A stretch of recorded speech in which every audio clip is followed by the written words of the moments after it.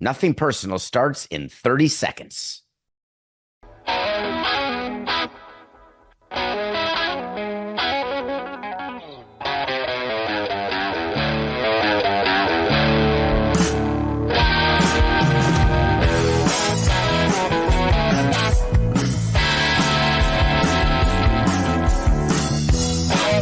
It's just business. This is Nothing Personal.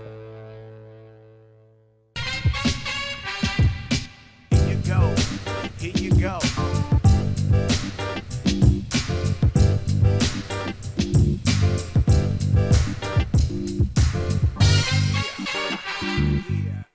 Bobblehead scratcher.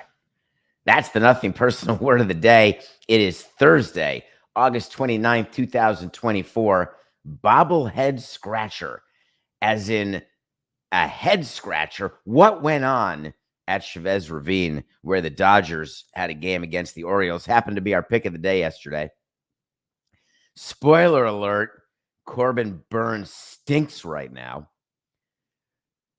I saw video starting at 7 in the morning of people lined up to get an Ohtani bobblehead. It's Ohtani's second bobblehead of the season. His dog was involved, his dog Decoy. You may remember the story of Ohtani and his dog. When Ohtani hadn't yet signed as a free agent, everyone was all interested and excited. Who's his dog?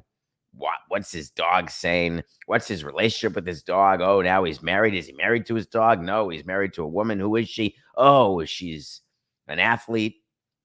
His dog threw out the first pitch or fetched the first pitch or some such nonsense.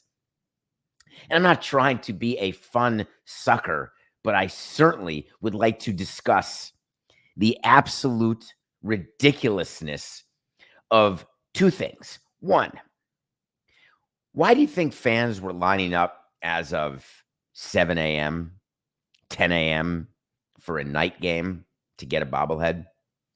What would be your thought when the minimum price to get into the game, let's say, I love that, minimum price to get in. I'm not exactly sure what that means, but just pretend that it actually means what it says it means. $131 a ticket. People are paying a premium. When you come up with your giveaway calendar, you are doing it exactly for that reason, because you think that people will come to that game instead of another game, or instead of not a game at all. You will get incremental attendance for that giveaway. You do studies, you have groups, you have focus groups. What do you want to see? What should we be giving away? We do the giveaway calendar a year in advance. Don't believe the nonsense. Oh, we couldn't get the bobbleheads in time. We just thought of it. It's not correct. They are pre-ordered, pre-done, pre-designed, pre-approved, pre-everything. It's like getting furniture online. The number of items in a giveaway are determined by the team. The Dodgers would have you claim, Stan Kasten specifically is the president of the Dodgers. He would have you claim, quote, corporate sponsors that cover the cost of most giveaways may not have the budget for 53,000 promotional items. Coincidentally, that's the attendance, in which case, if you only give 40,000 bobbleheads, that means it's the first 40,000 who come to the game, which means you got to get there early, because if you're one of the last 13,000, then, you don't get a bobblehead. Let me tell you the truth about how that works, because it is horse hockey what Mr. Kasten has told you. We do sponsorship deals. The sponsorship deal is for X dollars. Take any company that you want. It doesn't matter what the company is. Just name it. Coke. As part of Coke's sponsorship deal with you, it includes one outfield wall sign, behind the plate signage for 2 half innings, 4 season tickets in section Gimmel, plus the use of a suite for 30 of the 41 games, plus 2 sponsored giveaways. Do you know that there is a full amount of money? Coke says, I'll give you $3 million, as he holds up 2 fingers on Nothing Personal with David Samson YouTube channel. It must be a Thursday. We will give you $3 million Allocate it as you wish. If you'd like to pretend that your tickets are worth $1,000 a ticket, have at it. If you want your nightly suite rate to be $200,000 per game per night, no problem. Do whatever you want. Here's $3 million, and here are the assets we want in return. Me, in 18 years doing it, we allocate a portion of a sponsorship deal to a giveaway. We then use that portion of the corporate sponsor money to pay for the giveaway. So if we're doing magnetic schedules and it costs 50 grand to print, we take 50 grand out of a sponsorship deal and say that is for the giveaway. There is no such thing as a corporate sponsor who says to the team, listen, I just want to be clear here. We're good for 40,000 bobbleheads, not 53,000. It's absolute horse hockey. And for that to be said to you is wrong. Why do teams do fewer giveaways than full attendance? So they can get full attendance at higher price, and some of you cannot get the giveaway, and it makes you want more, except for me. It is the worst plan ever. And side note, do you think that every bobblehead that was sent to Dodger Stadium from China, likely, was given away to fans last night? Absolutely not. You save as many as the player wants. You give a giveaway to your employees if you know how to run your organization. You keep a pallet for future use. You do not, under any scenario, leave Chavez Ravine last night. Hey, great win. So happy Ohtani's getting close to 50-50. Holy crikey, does anyone have an extra bobblehead? You think that's what Stan Kasten's saying? Man, I needed one for my grandson. Don't know if he has a grandson, but just pretend. Oh, sorry, we gave them all away. Don't be ridiculous. If they say 40,000 bobbleheads, it means that they're giving away maybe 25 or 30,000. Or if they're giving away 40,000, then guess what? It means they ordered way more than 40,000. You're taking a look, if you're watching this, at the gold version of the bobblehead. That's also good. We would do that, not gold version. We'd have some of them signed. We'd have the player, because you get them in advance, the player whose bobblehead it is, sign a couple of them, put them back in the mix. It's like winning Monopoly at McDonald's. Oh, I got an extra quarter pounder with cheese. I thought I'd win the car. Think it's good for the fans to customers ask them to line up for 10 hours? Is that positive? Is that a good experience? Let's do, if you don't mind, just a very quick study of you, the audience. I'd like you, as a loyal member of Nothing Personal, if you don't mind, I'm going to tell you that the show's going to start at 8 a.m. Eastern, or of course you can watch it at 10 a.m. on DraftKings Network. However, I really would like you to go on Nothing Personal with David Samson YouTube channel to get ready, if you don't mind, at about 1 a.m. And if you're not there from 1 a.m. straight to 8 a.m., then you know what? You're not going to get to listen to the show today or watch the show. You really got to get to the airport 19 hours in advance, or we're giving away your ticket. Airlines oversell, of course. Hotels oversell. That's how you can actually get money when you're bumped, when you have a reservation. There's a little thing on your ticket that says, hey, just so you know, you're not guaranteed admission. You're not guaranteed a giveaway. People are already on eBay selling it for $200 for the bobblehead. If you got the gold one, it's like a lottery ticket for $1,200. Hey, I'd wait online 8 hours for a lottery ticket where I could maybe have a chance to turn my $131 ticket into $200 and watch Ohtani play. I find it to be so shocking, shameful, embarrassing. And by the way, if any of my employees took those bobbleheads and sold them, I'd fire them. It wasn't for you to make money on. This was not a bonus. This was for your private collection. Who asked me this yesterday, Coca? Somebody. Andy Slater texted, tweeted about the Florida Panthers and their logo. We didn't talk about this pre-show, but it just occurred to me, speaking of firing. the new logo on the ice for the Stanley Cup champion Panthers was leaked to the media. And it turns out it was an employee who took a picture of this new center ice, released it. They found out quickly who it was, fired him, or her or them. Would I do it? Yeah. It's not your job. You're not breaking news about what we're unveiling. It's not your job to take bobbleheads and make money from that. I just don't want to do that to my customers. I don't want you to have to wait in line for 8 hours. It's not a great look at all.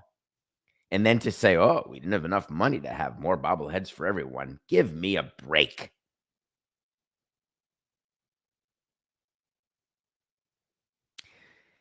Bristol, Connecticut was the place to be yesterday if you wanted to see some fireworks. It was the annual Let's Meet the Media Day for ESPN. It's where ESPN personalities get into a room. Then you get members of the media, whether it's traditional media or online media. It could be an aggregating website. It could be front office sports, outstanding. It can be awful announcing. It can be CNBC. Whatever you want, you get invited and you get access. You get access to Jimmy Pitaro. You get access to Pat McAfee.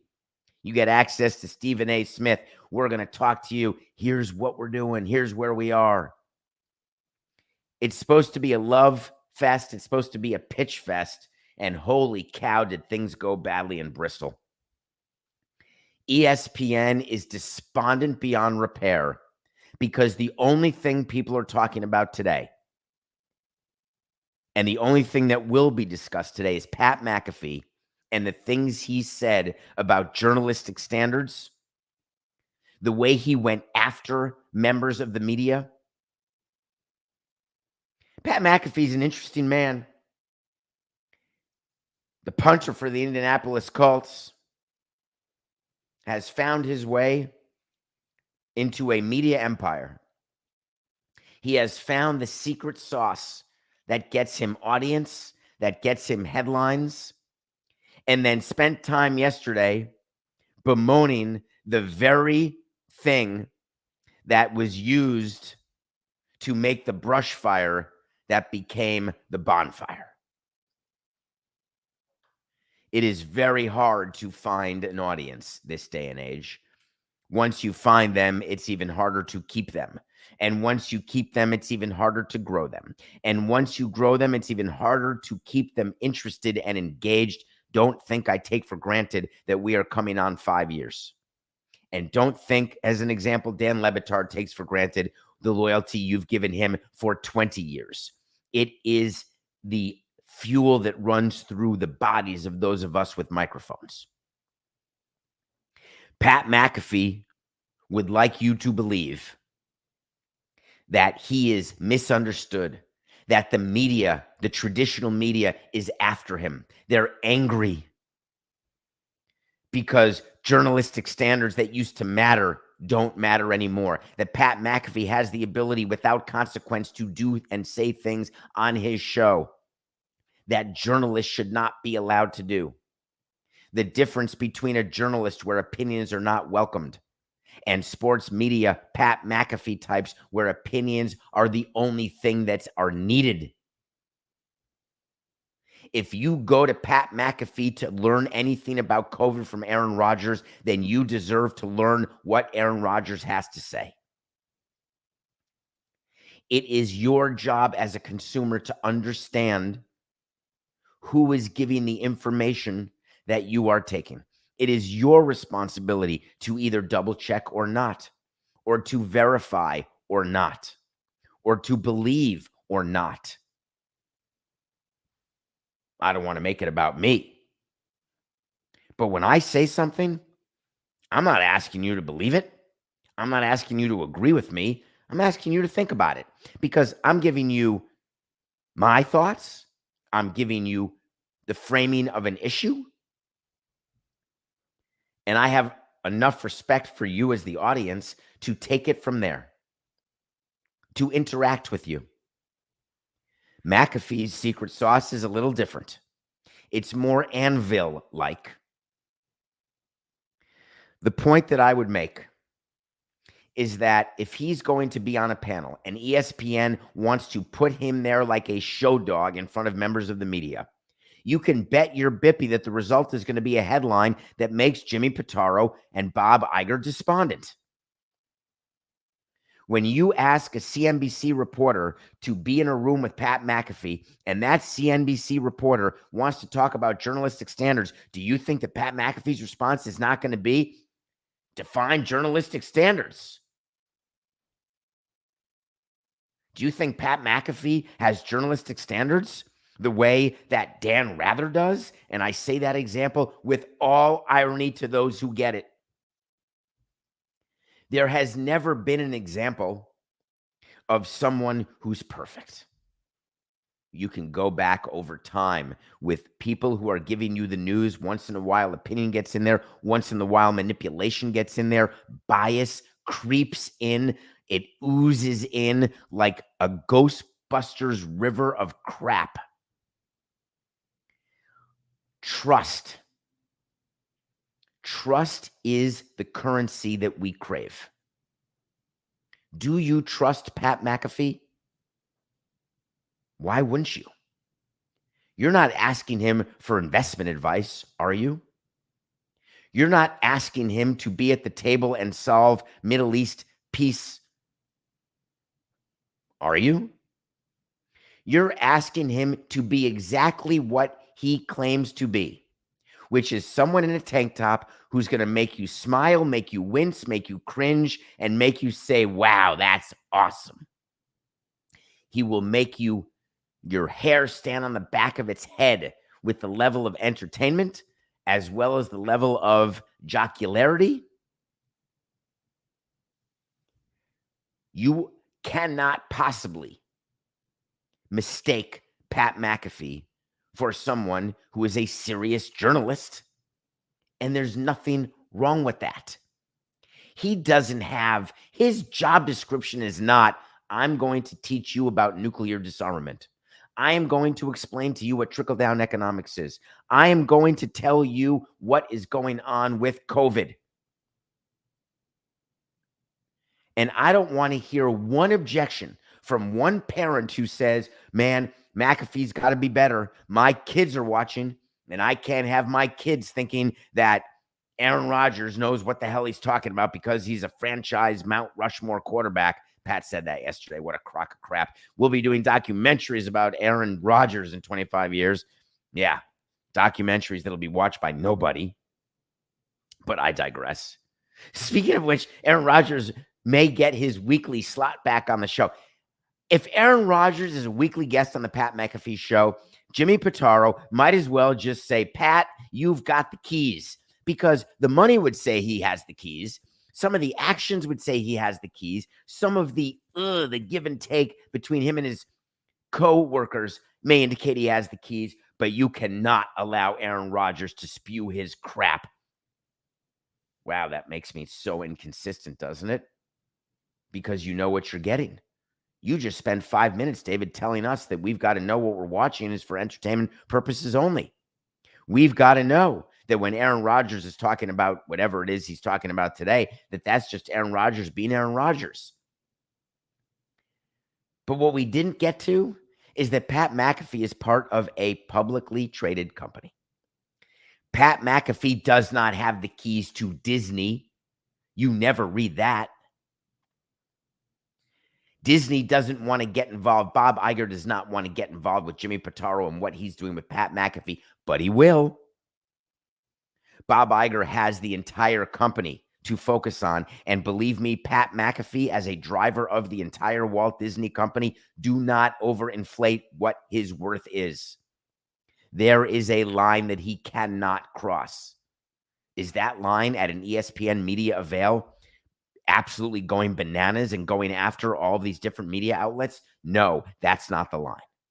Is the line saying that I don't need to be the winner of the Edward R. Murrow Award? I am not Pablo Torre. No, that's not the line. You are a rat, Norby Williamson. That wasn't the line. Believe you me, there are lines. And there are lines that are either communicated strategically to McAfee or not communicated strategically to McAfee. Give him enough rope, see what happens, or don't let him touch the third rail. We don't want to see what happens. That's a strategy that corporations can employ to its talent and its employees. Two different ways to look at the same situation. McAfee thinking that other media outlets are hoping that he fails because of his audience and what he does and his lack of responsibility toward his audience. Absolutely not. There's no benefit to members of the media if Pat McAfee's show doesn't work on ESPN. I want it to work personally.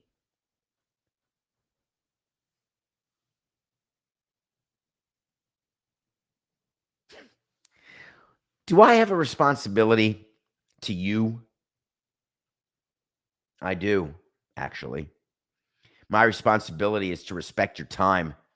My responsibility is to respect your intelligence. My responsibility is to never take for granted what you are willing to give me. I manifest that responsibility through preparation.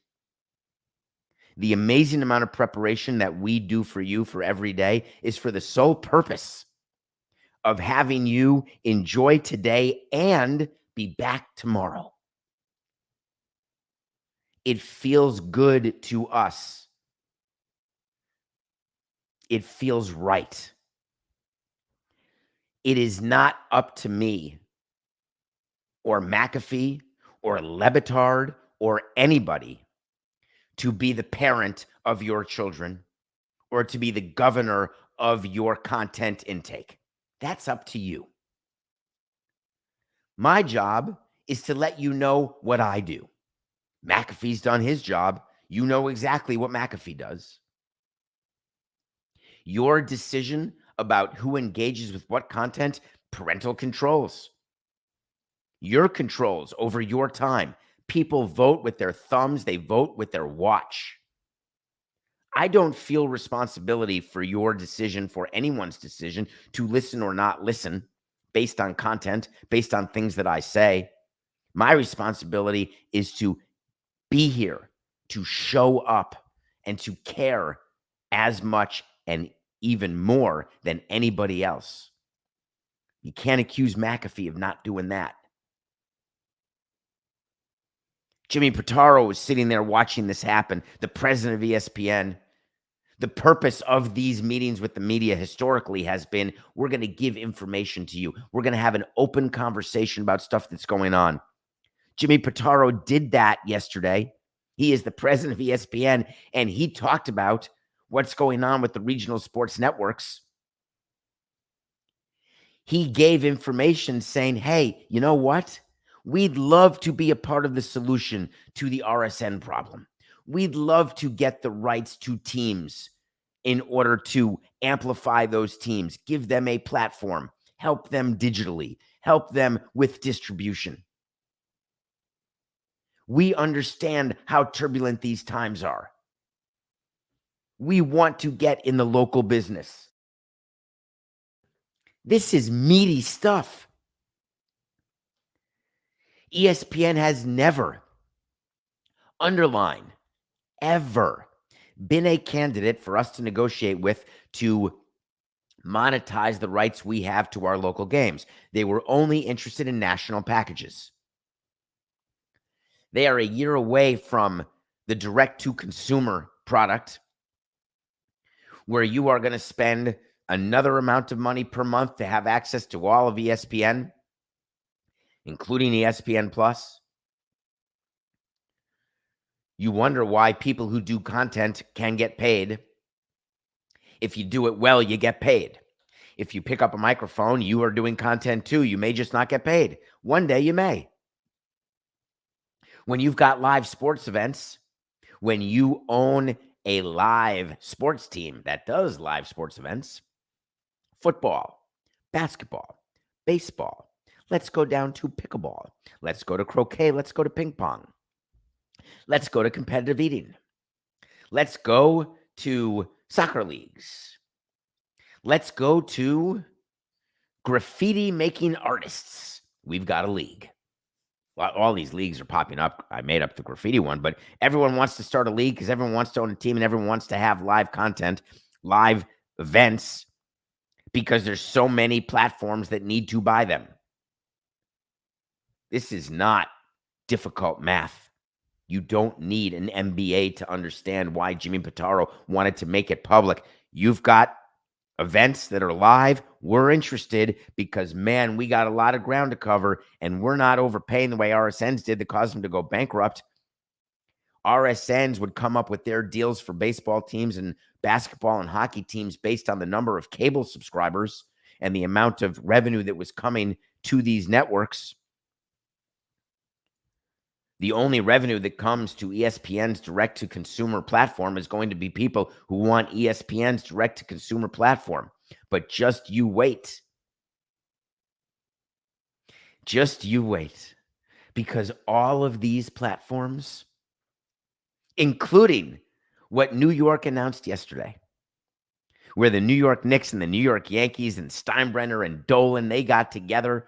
They're combining MSG Network and Yes Network. They're giving you an app and a platform to get all the teams you want in New York for only $45 a month. It's yours. Guess what, folks? You're in the cable business again. You are looking at all of the channels that you get and you're adding them all up. And don't give me what people gave me, Coca. Maybe I'm just old, but Coca, someone told me yesterday, I don't know why you're tweeting at David P. Samson about the expense of these bundles. I get all my streaming services for free. Is that possible, Coca? Are people stealing and pirating streaming services? Is there a way to get some of these apps for nothing? Because frankly, I'm missing that boat if so. Nor that would I ask it to be so. It's the same reason I watch credits at the end of movies. I believe that people deserve to be recognized for the work they do. If there's a way for me to press on your app and watch Bad Monkey, I'm willing to pay for it. If there's a way for me to watch Adam Sandler's new special, I'm willing to pay for it. If I have to suffer through 4 Kevin Hart movies to get there, that's still something I'm willing to pay for. If there comes a time when I have to wait online, pun intended, for 10 hours to not get something that I'd love to get, I may not pay for that any longer. So Jimmy Pitaro goes through this entire RSN discussion. It's very, very meaty. This is an industry, he said, that's changing very, very rapidly. Every day, it seems I'm reading about another team that's changing their approach in terms of local in-market games. We want to be at least part of the solution. We are interested in stepping up. Bob Iger was at his desk. He's watching the closed circuit feed as Jimmy was talking and saying that and thinking, this is exactly what's supposed to be talked about. Holy crikeys, here comes McAfee. All right, let's take a break. When we come back, I get to review one of the top 100 movies, actually number 15, and I can't wait. And then I want to talk a little U.S. Open. We'll be right back.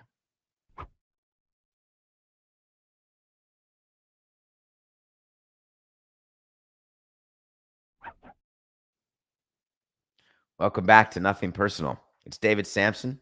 We are here for you every day, 8 a.m., live on the YouTube channel. Please hit subscribe and tell your friends and come join what we do at 8 a.m. If you can't make it then, you can watch it at 10 a.m. on DKN, DraftKings Network. You can find that so many different places. I should probably tell you where to find it, but just do it. It's called GTS. Google that shite. I got to watch Shakespeare in Love this past week because that was what the random number generator told me. We review on David Samson podcast, where you can get cool merch, actually. There's a document that has my top 100 movies. It has every wait to see, every pick of the day. It's a document that goes through the past 1,115 shows that we've done. And that's just regular shows, not including sit-downs and interviews and mailbags and all sorts of special things that we do. And every Thursday, we're going to review a movie from the top 100. Shakespeare in Love. Gwyneth Paltrow won an Oscar as she should have. Joseph Fiennes, brother of Ralph Fiennes, plays William Shakespeare. Ben Affleck, Jeffrey Rush, Tom Wilkinson. It's a story of, in theory, how Romeo and Juliet came to be, how one of Shakespeare's future characters was born, and the love that he had that was the source of Romeo and Juliet. Maybe. It is so brilliantly written, and you don't have to be a Shakespeare maven to get all the jokes, to get all of the references. It doesn't hurt, but it's not a prerequisite. This is pre Gwyneth Paltrow, Cold Martin, conscious uncoupling goop. This is pre, I think, Ben Affleck with J-Lo and all of the craziness. I believe he was actually dating Gwyneth when this movie was made. I absolutely love the brilliance of the movie. It's emotional, it's smart, it's funny, it's biting. The problem is, right before the movie starts, there's a big tile that says Miramax, and you see Harvey Weinstein's name right there, front and center. You may get taken back to a time when Harvey Weinstein went on a Oscar campaign for Shakespeare in Love that was very successful. And then you fast forward to a time when Harvey Weinstein is rotting in jail, as he should be, and you say to yourself, how can I possibly watch and enjoy this movie? And I say, do not give Harvey that power. Do not give him the power that he so badly misused in his predatory nature toward women. Don't take away the ability to enjoy something, to learn something, to appreciate something. Don't take it out on the writers, on Stoppard, on, oh my God, damn it, Coca, the director of the movie, was just in my head. I can't even. 4869. Do not take it out under any scenario on John Madden. Do not take it out on the actors, the writers. Please enjoy the movie. And then you can go back to the disgusting Harvey Weinstein and how pathetic it is that he did what he did, and how sad it is, and how angry and frustrating you are that the worst that is going to happen to him is rotting in jail. I don't know if the mic was on for that, Coca. Okay, random number generator. What do we got? What do we get to review next week? I love this part of the show. All right, hit the button, Matt. I can't read that. I swear to God, I have a real problem, Coca. Oh, the Banshees of Inisherin. That is a very high movie on my list. I don't know what number that is, but that is one of my absolute. We've already reviewed that on the show. It's number 7. We'll talk about whether we're going to review it again, because you can go back on the document and look to see when we actually reviewed it. But forget that. I get to watch it again. Yes. Nothing personal pick of the day, presented by DraftKings. Stay tuned, because you'll hear more about DraftKings and all it has to offer throughout the show. DraftKings, the crown is yours. We've got a very interesting series going on between the Houston Astros and the Kansas City Royals. The Houston Astros have a 3.5-game lead over the Seattle Mariners, and the Kansas City Royals are one back of the Cleveland Guardians in 2 very hotly, tightly contested divisions. The Royals under MVP candidate, but not winner, Bobby Witt Jr., and Jose Altuve, the perennial Hall of Famer. Although you can't be a perennial Hall of Famer, you can just be a perennial All-Star and a certain Hall of Famer, notwithstanding undershirt buzzergate or even the garbage can sign-stealing scandal. You're talking about a dynasty. And if you haven't been paying attention to the Astros for the last 5 years, what have you been doing? The nothing personal pick of the day, presented by DraftKings. is the Houston Astros minus 155 over the Kansas City Royals. You are actually getting value here because the Kansas City Royals have been performing. However, the Astros have allowed the Mariners to get a little bit closer than their maximum lead, which was approximately 5 games. They are coming off an important series, the Royals are, with the Guardians. Natural letdown. Astros 155 over the Royals. That's the Nothing Personal pick of the day, presented by DraftKings. The crown is yours. Corbin Burnes stinks. I am such a former executive. It's funny to me. Because my brain, when choosing the Orioles over Buehler and the Dodgers, was Corbin Burnes for the Orioles to do anything in October has got to be an ace. He's got to be an ace. And what aces do is they go on the road against the best team and they shove it with reckless indifference toward bad performance in your last start or your start before that or your start before that. I'm done. I'm not making Corbin Burnes my new Patrick Corbin, but I'll tell you, I'm a little annoyed at the whole Corbin situation. I can't get a win with Corbin recently. We had the Orioles minus 108 over Ohtani's dog. Didn't work.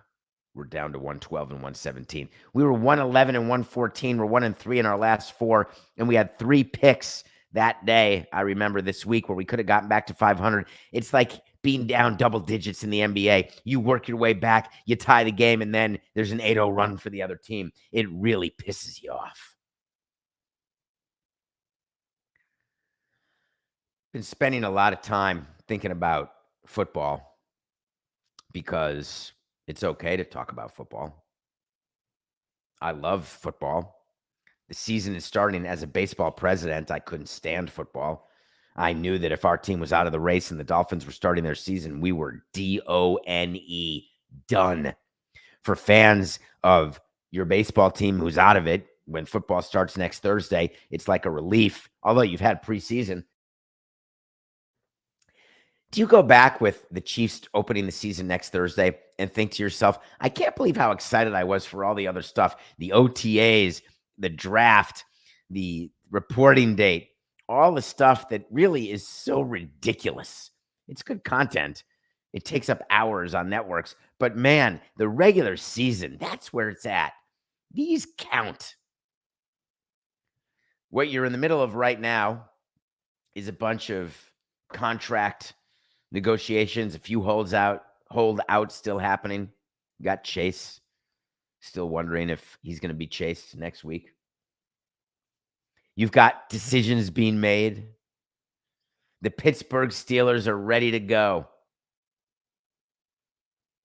Guess who's starting for them? Just guess if you had to guess. Well, you listen to the show. Russell Wilson, of course. Did you think it was going to be Justin Fields? Did you think that Mike Tomlin, through all of his ridiculousness during the preseason, we got a serious situation. I'm not sure if Russ is in the pole position or not. Maybe he is, maybe he isn't. Oh, he's a little hurt. Oh, I want to play another series. Russ said, all right, I feel great. Oh, you didn't score? No problem. Of course the Steelers were playing him. You think when Russell Wilson signed his contract for the minimum with the Steelers, it wasn't with the understanding that if he's not hurt, he's starting week 1, regardless of who else is signed as his backup? You think Russell Wilson walked into the meeting and said, hey, I'm looking for really good quarterback competition and make sure you evaluate my preseason and I'm going to earn that starting job? What a bunch of crap. This decision was made the day he signed. It's just that Mike Tomlin confirmed it yesterday. It was very exciting. He actually wanted us to believe, God bless you, Mike, you've been around longer than you should have. He said, I met with both quarterbacks here just a few minutes ago after practice. I informed them that Russ is QB1 going into week 1. Do you think Justin Fields fainted in disbelief? Holy shnikes. You mean I'm QB2? I had no idea. It can't be true. Do you think Russell Wilson called CR and said, we did it, baby? We're starting. Make sure you make your way to game one. Where is game one? Where is week one? Where are the Steelers? You think they're just now getting hotels if they're on the road? Where are they, Coca? I can't even hear you. Hello? Anybody live out there? Honey, get to Atlanta.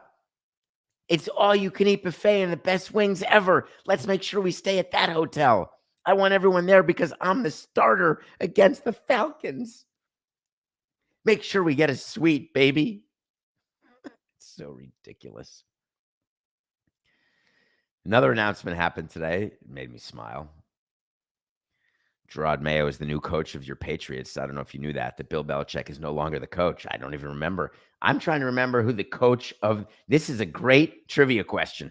Who the hell coached the Patriots before Bill Belichick? It wasn't John McKay. That was the Buccaneers. It wasn't Bill Parcells. It could have been Dan Reeves, but it wasn't. I used to love that he wore a tie. I don't know how many more I need to name, Coca, before you tell me. Who do you think it was that was before Bill Belichick in New England? It would have been terrible. I'm trying to remember. Oh, Pete Carroll. What a great call, Coca. That worked out great for Pete, didn't it? So they've had a big question who their starting quarterback's going to be. Guess who they went with? Jacoby Brissett. He's starting over Drake May. Drake May was the team's third overall pick. I don't know if you remember that. Big controversy. Mayo said, I've made my decision, but I'm not telling anyone till tomorrow. I'm embargoing it. I don't like when coaches use the I word. You know that, and I don't mean EYE. If you think that the coach, the first-year coach, made the decision on who the starting quarterback was, then you're not paying attention to nothing personal. I'm excited. What do we got? We got the Chiefs playing at home, I think. Week 1 against the Ravens. Cokie, you got to be excited. This Thursday, it all starts, and you're going to snap your fingers. It's going to be week 10. Just you wait. I thought I had to wait to see about Russell Wilson being the Steelers starter. If you're out there and you remember me saying that as an exact wait to see, Coke and I have a small disagreement because it's not in the document. And if it's not in the document, it doesn't exist. But in my head, I said, absent injury, Russell Wilson will be the starter in week 1. Wait to see. I'm taking the yes. Even though I may not have done it on the show. This is the time of year when decisions get made. Wink, wink. It's the time of year when we all start making our lists of who's going to get canned first, who's on the hot seat. Starting the season on the hot seat always makes me smile. Indianapolis Colts GM is definitely feeling the pressure, and he definitely should be feeling the pressure of a team that has not made the playoffs in the past 3 years. He doubled down, and when GMs double down, it doesn't end well. He was asked about whether he does feel any pressure, and he said, I'm not going to sit here and say I'm not disappointed, but I have a very strong belief in what we're doing, how we're doing it, how we're going to get there. That's what we all say. We know what we're doing. We're on the path to have sustained competitive teams. We want a sustained winner. He said, if it gets me fired, so be it. I used to like when executives would say that. I'm going to do this, and if it gets me fired, it gets me fired. Do you think that anyone does something on principle knowing that doing that will get them fired? Do you think like Mayo was told, hey, we're starting May, and then Mayo takes the microphone and says, hey, we're starting Jacoby? Or do you think that Mike Tomlin was told, yeah, we want to go with Fields, and he just said, nah, we're going with Russell Wilson? You tell your manager where certain people are going to hit, and if they don't want to do it, they can quit. If they don't do it, then they're going to get fired. Though we can control what the official lineup is, by the way. You think the official exchanges the lineup, the manager can reprint it, go against what the GM or the president or the owner wants? Doesn't work that way. When you say to somebody, hey, I am standing on principle, and if it gets me fired, so be it. Their toes and fingers are crossed, I promise you. I think that Ballard gets fired anyway. I don't think the Colts are going to make the playoffs this year. I think probably there's going to be despondency in Indianapolis. They haven't won a playoff game since 2018 to start with. I think under Ballard's tenure, they're under 500, like 54-60 since he started. They can't find a quarterback since Andrew Luck retired. You know what? I'm going to do an official wait to see here, Coke, if you don't mind. Let's make this official. So let me be clear. Wait to see. The Colts will miss the playoffs and Chris Ballard will get fired. He'll get his wish. So be it. I'm excited for the U.S. Open. If you've been watching it, it was 1,000 degrees in New York. Players retiring left and right, schwitzing, cramping, despondent. It did cool off. Record crowds are going to the U.S. Open. Lots of talk of the cost of drinks, the amount of purse. We covered the U.S. Open and the purse money and how unbelievable it is what the U.S. Open has done. I want to end the show with just a few minutes about a topic that is very frustrating to me, and I just want you all to think about it, which is it really calls back to what we talked about earlier in the show about McAfee and about ESPN.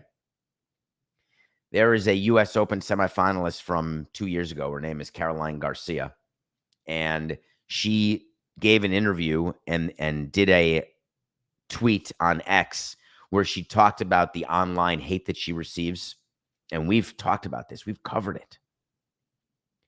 She's French. She's 30. She's been a number 4. She's been as high as number 4, I think.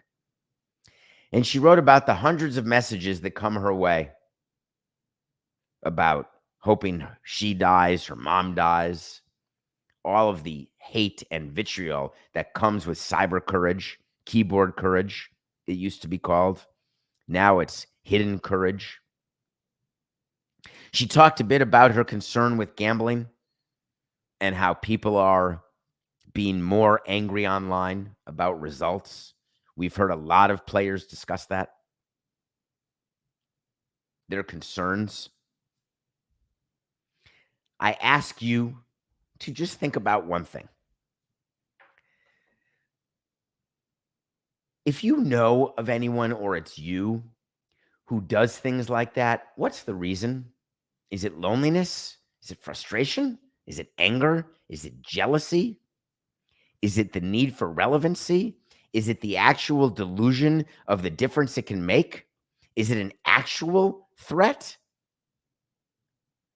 Everything's done. Is it a drug-induced, Ambien-laden stupor of stuff? Or is there such hatred in some people's heart and fingers that it flows off them like water into a vase? I don't really understand that whole concept of the online hate. I've always understood bullying as a manifestation of insecurity. So I was always okay being bullied. They just wanted my looks, my humor, my size, my situation, whatever they wanted. I was able to, in my mind, differentiate. It's not fair to ask that of everybody. I don't want Caroline Garcia to have to think about online hate and threats and have to try to guess why her middle school friends or high school people or older people are doing it. I don't want her to have to think that nameless, faceless, bots or not, in any way are impacting her mental health, her mental well-being, her sense of self. I don't think I'm ever going to be able to lead a charge that stops it. There's AI-generated programs that are being used in sports now trying to help filter people's social media accounts to try to get the hateful posts out of their accounts so they don't see it. But believe me, it doesn't work because friends see it and friends call you and say, did you see that? And you say, I'm not interested in that. And they say, oh, sorry to bring that up. I didn't see that. Sorry to bring that up. It happens to me 1,000 times. Hey, did you see that tweet about you? Did you see this article? Did you see that? No. Yes. Maybe. Don't care. The online community, what we do, it's such big business now. If you think for 1 second that it's going away, it's not. The only thing that can change is you. The only thing that can change is your desire to either be the one who does it or be the one who ignores it. But the truth is, for the platforms, it's just business. We'll be back tomorrow. This has been Nothing Personal.